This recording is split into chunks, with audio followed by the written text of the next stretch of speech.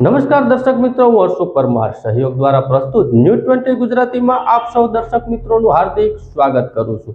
જોઈએ આજના મુખ્ય સમાચારો।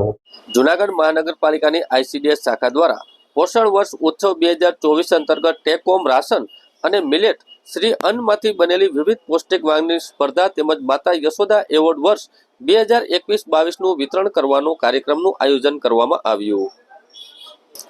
મહિલા અને બાળ વિકાસ વિભાગ આઈસીડીએસ યોજનાના લાભાર્થીઓના પોષણ અને આરોગ્ય માટે સતત પ્રયત્નશીલ તે દરમિયાન આ યોજનાના લાભાર્થી બાળકો, કિશોરીઓ, સગર્ભા મહિલાઓ અને ધાત્રી માતાઓને સુપોષિત બને તે માટે રોજિંદા આહાર પૌષ્ટિક આહારનો ઉપયોગ થાય તે ખૂબ જ જરૂરી છે। જે માટે આંગણવાડી ખાતે યોજાયેલા બાળકો, કિશોરી, સગર્ભા મહિલાઓ, ધાત્રી માતાઓને હોમ રાશન, માતૃશક્તિ, બાળ શક્તિ, પૂર્ણ શક્તિ 10 માસે આંગણવાડી કેન્દ્રો પરથી વિનામૂલ્યે વિતરણ કરવામાં આવે છે।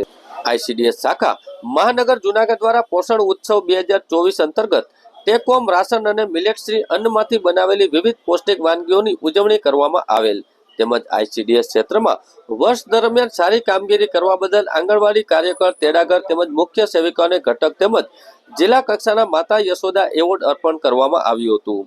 જેમાં 2021-22ના માતા યશોદા એવોર્ડ વિતરણ કાર્યક્રમનું પણ આયોજન કરવામાં આવ્યું હતું।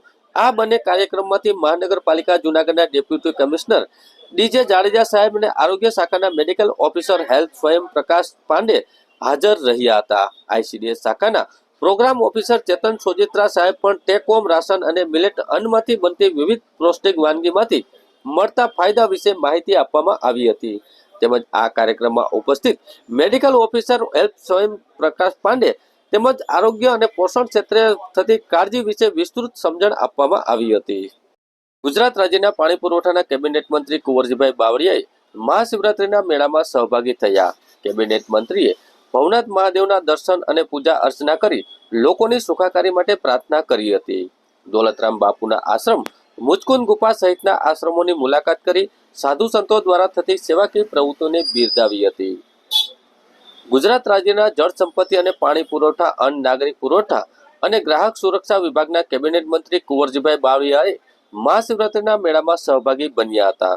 મંત્રીએ કેબિનેટ મંત્રી ભવનાથ મહાદેવના દર્શન અને પૂજા અર્ચના કરી ધન્યતા અનુભવી હતી। લોકોની સુખાકારી માટે પ્રાર્થના કરી હતી। આ તકે મંત્રીએ ભવનાથ મંદિર ખાતે મહાદેવગીરી બાપુ દ્વારા સન્માન અભિવાદન કરવામાં આવ્યું હતું। મંત્રીએ ભવનાથ તળેટી ખાતે જુદા જુદા આશ્રમો અને સંતો મહંતોની મુલાકાત કરી હતી। તેમણે દોલતરામ આશ્રમ સહિતની સેવાભાવી સંસ્થાઓની પ્રવૃત્તિને બિરદાવી હતી। તેમણે વેલનાથ બાપુના મંદિર, દોલતરામ બાપુના આશ્રમની મુલાકાત કરી હતી અને દોલતરામ બાપુએ મંત્રીનું સ્વાગત અને સન્માન કર્યું હતું। મંત્રીએ મુચકુંદ ગુફા આશ્રમે શુભાશય મુલાકાત લીધી હતી અને ત્યાં મુચકુંદ ગુફા આશ્રમના 108 જગતગુરુ ગંગાચાર્ય પીઠાધીશ્વર મહેન્દ્રાનંદ ગિરી મહારાજ અને મહામંડલેશ્વર કનકેશ્વરી દેવી સાથે શુભેચ્છા મુલાકાત કરી હતી। આ મુલાકાત દરમિયાન પાટણના સાંસદ ભરતસિંહ ડાભી, રાજ્યસભાના પૂર્વ સાંસદ શંકરભાઈ વેગડ અને અગ્રણીઓ ઉપસ્થિત રહ્યા હતા। મહાશિવરાત્રીના પાવન દિવસે જૂનાગઢની શિવ કન્યા ડોક્ટર અનુશ્રી સાઈ મલ્લિકા દ્વારા મહાશિવરાત્રી તેમજ શિવજીના મહિમા વિશે ખાસ વાત કરવામાં આવી। જૂનાગઢમાં મહાશિવરાત્રીના પાવન દિવસે જૂનાગઢની શિવ કન્યા ડોક્ટર અનુશ્રી સાઈ મલ્લિકા દ્વારા મહાશિવરાત્રી અને શિવજીના મહિમા વિશે એક ખાસ વાત કરવામાં આવી હતી। મહાશિવરાત્રી તેમજ શિવજીના મહિમા વિશે તેણે વાત કરતા જણાવ્યું હતું કે શિવ અને પાર્વતીના વિવાહ થયા હોય એ આ દિવસેનું અનેરું મહત્વ છે।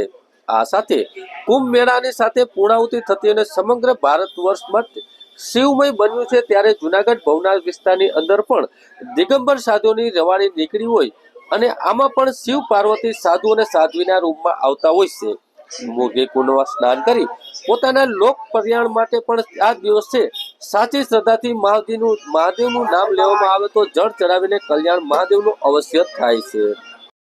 જી બેન, આજે મહાશિવરાત્રી છે, આજનો શું મહિમા છે ખાસ? જય ભવાની ભવનાથ, જય ગુરુ દત્તાત્રેય, જય શ્રી સોમનાથ।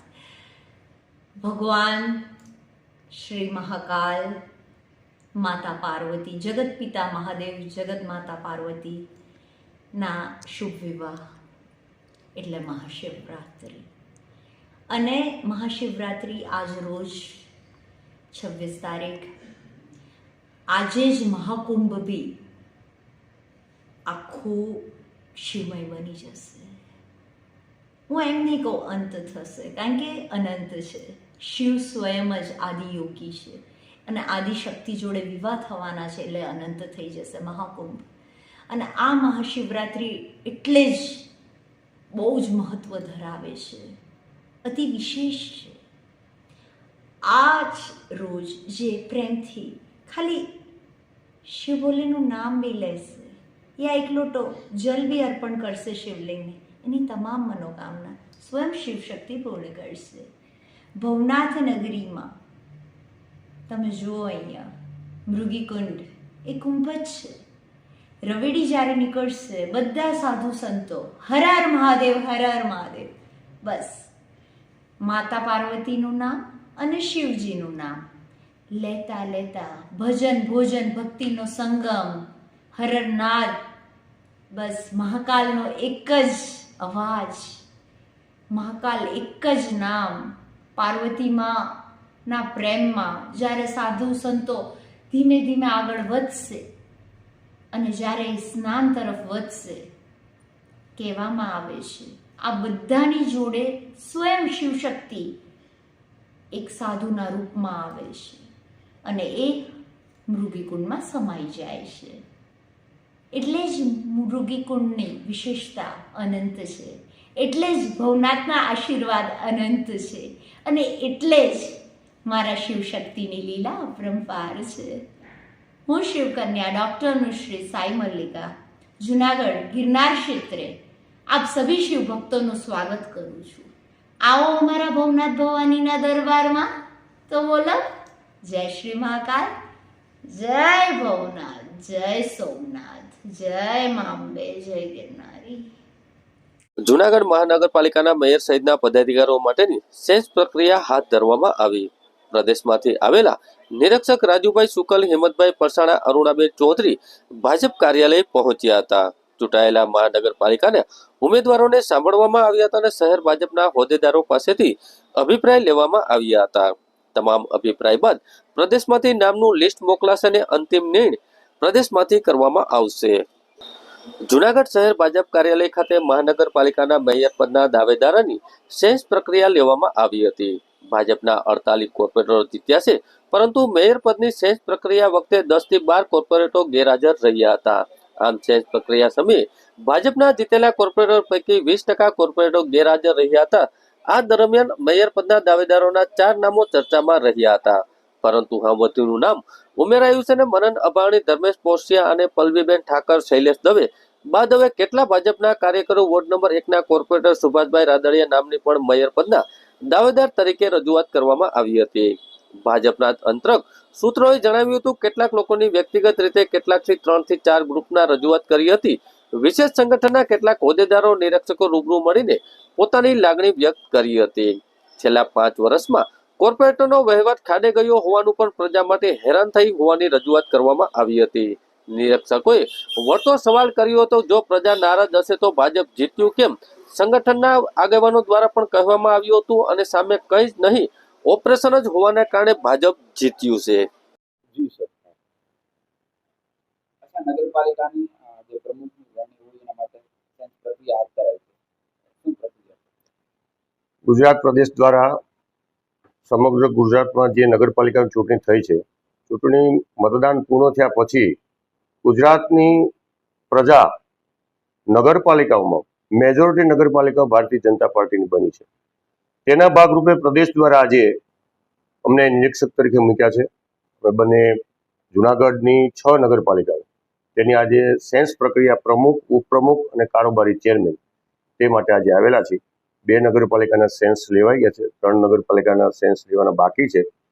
આ જિલ્લાની સંકલન સમિતિ સાથે પરામર્શ, સંગઠન સાથે પરામર્શ, સિનિયર કાર્યકર્તા સાથે પરામર્શ કરી અને પેનલ બનાવી અને ગુજરાત પ્રદેશ પાર્લામેન્ટરી બોર્ડ સમય નક્કી કરશે તે પ્રમાણે ત્યાં નામ લઈને જવાનું થશે. સેન્સ પ્રક્રિયા યોજાવાની છે.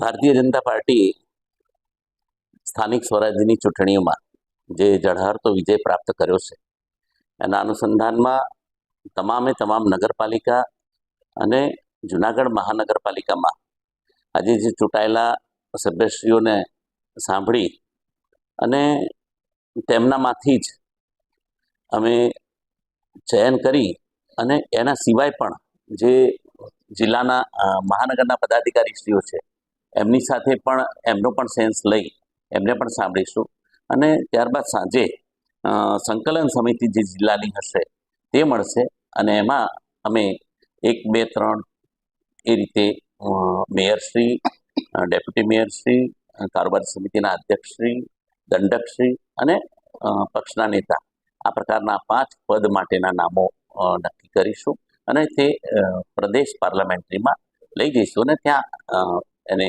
આપણે છેલ્લે પૂર્ણ સ્વરૂપ આપવામાં આવશે અને ત્યારબાદ જ્યારે પણ સરકારની પ્રક્રિયા હશે ત્યારે અમારા પ્રતિનિધિ એ અહીંયા મેન્ડેટ લઈને આવશે અને એ પ્રકારે ચયન પ્રક્રિયા થતી હોય છે.